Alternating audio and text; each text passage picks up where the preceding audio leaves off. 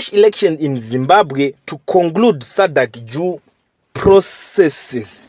Dumela wakulu, the Nyametician is back kunge msana da dzoka manje nasi ndakachaja ndiripa magigi mangani.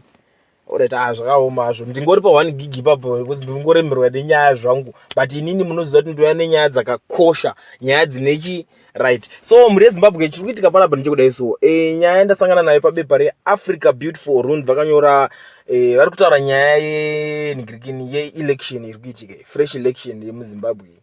So nyaya iri kunetsa ndeyekunzi maZimbabweans havasi kutoibhilivha nyaya yacho because vari kuti hanzi haingoriwo nyaya ichazongofa natural death, nyaya isiyo muripoti ichangofa natural death because inenge yakatsikirirwa nezicarpet reSADC.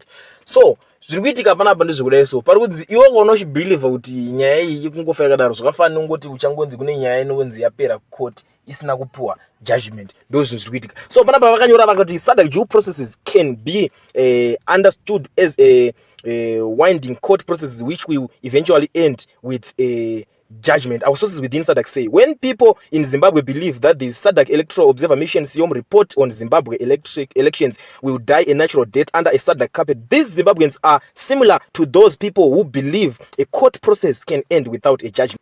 A court process which will eventually end with a judgment. Our sources within SADC say those in Zimbabwe convinced that SADC will somehow ignore the SIOM report on Zimbabwe elections should think again and start talking about something that can be acceptable, and we can help them now. They could actually push a narrative that SADC was looking at the SIOM report on Zimbabwe elections, but the likely judgment could be a stern warning that would be a much better narrative to buttress their propaganda. Our sources within further explain. Then there are these Zimbabweans claiming the SADC due processes are there to comfort them and or make them docile and pushing time to 2028 elections, something that can be viewed as helping ZANU-PF in Mnangagwa. SADC was clear in their SIOM report on Zimbabwe elections given to the public soon after the elections. Most important, these elections fell short of the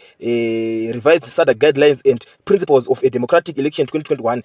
After saying this, the SIOM report further advised the aggrieved opposition and approach in the court in Zimbabwe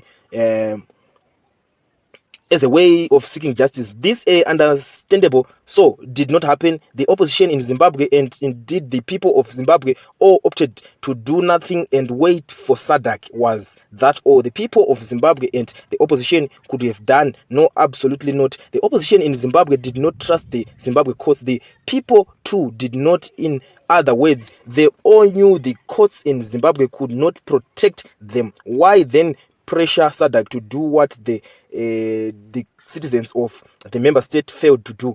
Isn't logical to be extra patient with the SADC due processes to correct the illegitimacy in Harare brought about by the flawed election processes? Our sources within SADC say. Right, nyari kunetsa panapa imimi vanhu muri kunze imimi handiri mune zvinhu zvamakatadza kuita, makaona kuti mabiridziro election zvamuri kuclaim handiti ndo nyaya imwe iri kunetsa panapa iri kuitika.